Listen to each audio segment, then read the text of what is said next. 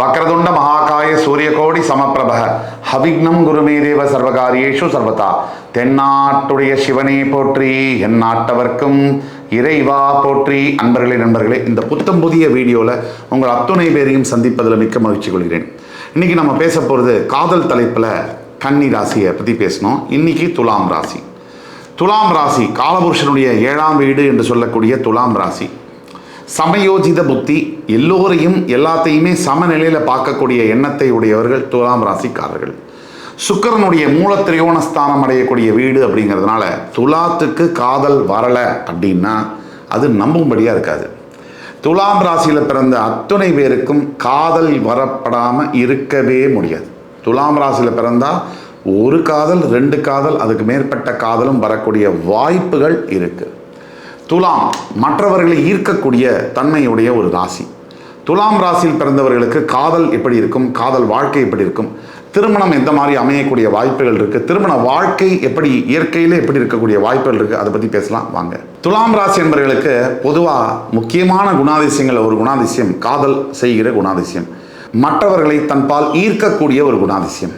யாராக இருந்தாலும் அவர்களை வசியப்படுத்தக்கூடிய ஒரு முக வசீகரமும் அழகும் நேர்மையாக நடக்கக்கூடிய குணாதிசயமும் உடையவர்கள் துலாம் ராசி அன்பர்கள். இந்த ராசியில் பிறந்தவங்களுக்கு நேர்மையான குணாதிசயம் இருக்கும்னு சொன்னோம்.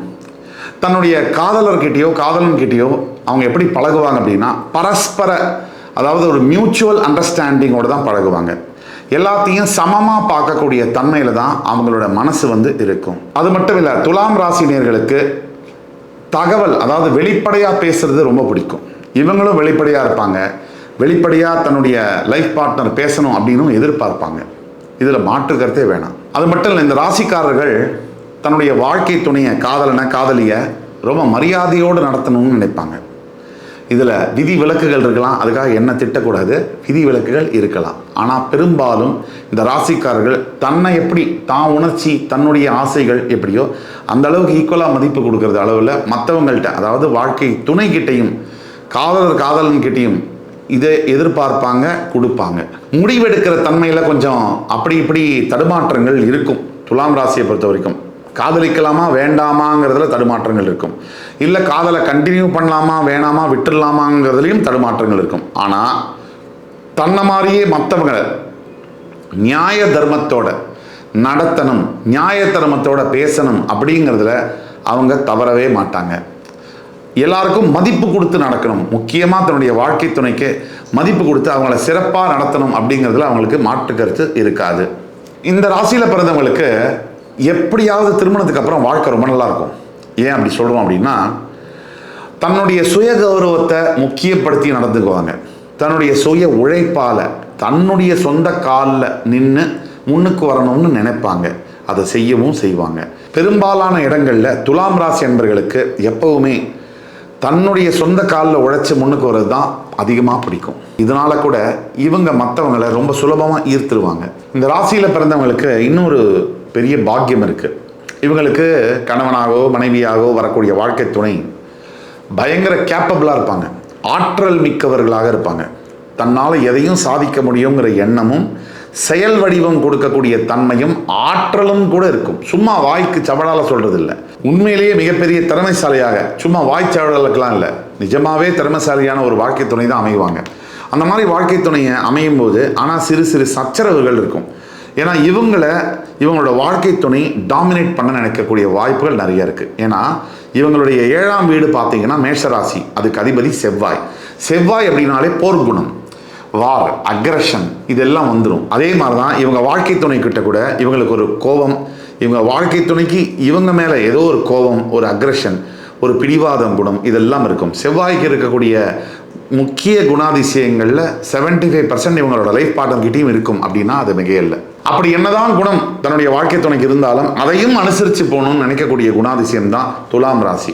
இந்த ராசியுடைய மிகப்பெரிய ஸ்பெஷல் என்ன தெரியுமா, இவங்க காதல் வாழ்க்கையில், திருமண வாழ்க்கையில் ஜெயிக்கிறதுக்கான காரணமே ரொம்ப அனுசரித்து போகக்கூடிய அந்த குணாதிசயம் தான். நம்ம பல பேர் பேசுகிறோம், ஒரு திருமண வாழ்க்கையில் இல்லை எந்த ஒரு பந்தம் உறவு எதுலையாக இருக்கட்டும், காதல் வாழ்க்கையிலையாக கூட இருக்கட்டும், விட்டு கொடுத்து போகிறது தான் அந்த உறவை காப்பாற்றி அடுத்த நிலைக்கு எடுத்துகிட்டு போகணும்னு நம்ம சொல்கிறோம். காதல் வாழ்க்கையிலையாக இருக்கட்டும், திருமண வாழ்க்கையிலையாக இருக்கட்டும், there are 3 stages இங்கிலீஷில் சொல்லுவாங்க. The butterfly stage, the trial stage, or the reality stage and the successful stage அப்படின்னு சொல்லுவாங்க. இந்த பட்டர்ஃப்ளை ஸ்டேஜ்னு சொல்லக்கூடிய முதல் நிலையில் பட்டாம்பூச்சி மாதிரி பறக்கும்னு சொல்லுவாங்க. அதாவது 2 பேர் செய்கிறதுமே 2 பேருக்குமே ரொம்ப சரியாக தெரியும். அவங்களுடைய பாசிட்டிவ்ஸ் எல்லாம் தெரியும். என்ன செஞ்சாலும் பிடிக்கும். இப்போ தான் நிறையா பேசுகிறது, நிறையா ஊர் சுற்றி பார்க்குறது இதெல்லாம் நடக்கும். அடுத்தது ரியாலிட்டி ஸ்டேஜ்னு சொல்கிறோம். இந்த ரியாலிட்டி ஸ்டேஜில் உண்மையெல்லாம் வெளியில் வரும். அப்போ ஒருத்தருக்கு ஒருத்தர் பிடிக்காது.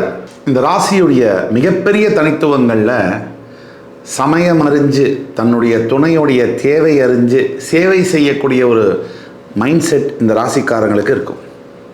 அப்போ 12 ராசிக்காரர்களில் இந்த ராசிக்கு மட்டும்தான் இருக்கா அப்படின்னு கேட்டால் இந்த ராசிக்கு அதிகமாக இருக்கும். தன்னுடைய வாழ்க்கை துணையுடைய சூழ்நிலை என்ன, நல்லது கெட்டது தெரிஞ்சு சமயோஜிதமாக நடந்துக்கக்கூடிய, தன்னாலேயே யாரும் சொல்லி கொடுக்காம இந்த மாதிரி நடக்கக்கூடிய ஒரு பக்குவமும் இந்த ராசிக்காரர்களுக்கு உண்டு. அதனால தான் துலாம் ராசிக்கு காதல், திருமணம் பெருமளவில் நல்லா ஒர்க் அவுட் ஆகும். ஆனால் வாழ்க்கை துணையுடைய கோபத்தோட, சீருகின்ற வாழ்க்கை துணையோட, ஒரு மாதிரி எதுக்கெடுத்தாலும் பிடிவாதமாக நடந்துக்கிற வாழ்க்கை துணையோட இந்த வாழ்க்கை நகரும். ஏன்னா நீங்களும் தாங்குறீங்க, அவங்களும் அதில் குதிரை மேலே ஏறி சவாரி செய்கிறாங்க. இவ்வளோ தான் விஷயம். பெருமளவில் துலாம் ராசியில் இருக்கக்கூடியவங்க மன வெறுப்பையோ மனவேதனையோ வெளியில் காமிச்சிக்க மாட்டாங்க. அடுத்தவங்களே தவறாக தன்னுடைய மனசை புண்படுத்தினா கூட அனுசரித்து போகக்கூடிய தன்மை. இதைத்தானே எல்லா காதலையும் எல்லாரும் எதிர்பார்க்குறாங்க. ஒரு காதலன் காதலிக்கிட்ட என்ன எதிர்பார்க்குறான்? நான் என்ன வேணாலும் பேசுவேன், உன்னை எப்படி வேணால் காயப்படுத்துவேன், அதெல்லாம் நீ கண்டுக்காம இருந்தால் உன் காதல் உண்மை அப்படின்னு தான் சொல்கிறாங்க. இதே தான் இந்த காலத்தில் இருக்கக்கூடிய காதலிகள் அவங்கள என்ன சொல்கிறதுன்னு நமக்கு தெரியலையே. அதிகமாக இதை விட அதிகமாக என்ன வேணால் செய்வேன், தனக்கு வந்தால் தக்காளி சட்னி, மற்றவங்களுக்கு வந்தால் ரத்தம், அப்படி தான் நடந்துக்கிறாங்க. அதாவது மாற்றி சொல்லிட்டேன், தனக்கு வந்தால் ரத்தம், மற்றவங்களுக்கு வந்தால் தக்காளி சட்னி, அப்படி தான் நடந்துக்கிறாங்க. எத்தனை வீட்டில் இருக்கக்கூடிய கணவன் மனைவி வாழ்க்கையில் மனைவிமார்கள் தன்னுடைய தாயாருடைய இன்ஃப்ளூயன்ஸை கணவன் மேலே புகுத்தாத மனைவிமார்கள் உண்டா? ஒரே விஷயம், இவங்களுக்கு நடந்தால் கரெக்டு, அவங்களுக்கு நடந்தால் தப்பு, இப்படி 2 பக்கமும் இருக்குது. இந்த காலகட்டத்தில் அதிகமாக பெண்களிடையே அது காணப்படுகிறது. அன்ஃபார்ச்சுனேட் தான், அது உண்மையை தான் சொல்லி ஆகணும், போய் சொல்ல முடியாது. ஆக இந்த துலாம் ராசி நேயர்களுக்கு காதல் வாழ்க்கையில் பெரும்பாலும் நெகட்டிவாக யோசிக்கக்கூடிய வாழ்க்கை துணை, இல்லை எதிர்மறையாக சிந்திக்கக்கூடிய வாழ்க்கை துணை, வாழ்க்கையில் காதல் இதெல்லாம் வரக்கூடிய வாய்ப்புகள் உண்டு. முதல் காதல் துலாம் ராசி என்பவர்களுக்கு சக்ஸஸ் ஆகிறது அப்படிங்கிறது கொஞ்சம் கடினமாக இருந்தாலும் உங்களுடைய குணத்தை நீங்கள் எக்ஸிபிட் பண்ணிக்கிட்டே இருக்கணும், பொறுத்துக்கிட்டே இருக்கணும், அப்படின்னா சக்ஸஸ் ஆகிடும். எதிராளி மாறுவாங்கன்னு நினச்சிங்கன்னா தயவு செய்து என்னை மன்னிச்சிடுங்க, அது நடக்காது. உங்களோட திருமண வாழ்க்கையிலுமே இதே தான், உங்களை டாமினேட் பண்ணுற மாதிரியான பர்சன் வரக்கூடிய வாய்ப்புகள் அதிகம். ஆனால் ஒரு காலகட்டத்துக்கு பிறகு, திருமணமாகி ஒரு 10 ஆண்டுகளுக்கு பிறகு உங்களுடைய வாழ்க்கை மிக அற்புதமான ஒரு வாழ்க்கையாக மாறும். அதுக்கு உங்களுக்கு அது வரைக்கும் தாங்கிறதுக்கு பொறுமை, நிதானம் வேண்டும். சரி, இந்த திருமணத்தை முடிச்சுக்கலாம், வேறு திருமணம் பண்ணிக்கலாம்னா அந்த திருமணத்துலையும் இதே தானே. ஒரு பெண்ணாக இருந்தால் ஆணை தான் திருமணம் பண்ண முடியும், ஆணாக இருந்தால் பெண்ணை தான் திருமணம் பண்ண முடியும். ஒரு பெண்கிட்ட இந்த ப்ளஸ்ஸு இந்த மைனஸ் இருக்குன்னா இன்னொரு பெண்கிட்ட வேறு ப்ளஸ்ஸு வேறு மைனஸ் இருக்க போகுது. இதில் என்ன வித்தியாசம்? ஆக இருக்கிற பந்தத்திலேயே இங்கிலீஷில் சொல்கிற மாதிரி known devil is better then an unknown angel அப்படிங்கிற மாதிரி இருக்கிற வாழ்க்கைக்குள்ளேயே நம்ம கையில் இருக்கக்கூடிய தேவதையை மதித்தாலே போகும், அது நல்லபடியான வாழ்க்கையை நமக்கு தரும் அப்படிங்கிற எண்ணம் உங்களுக்கு வரணும்.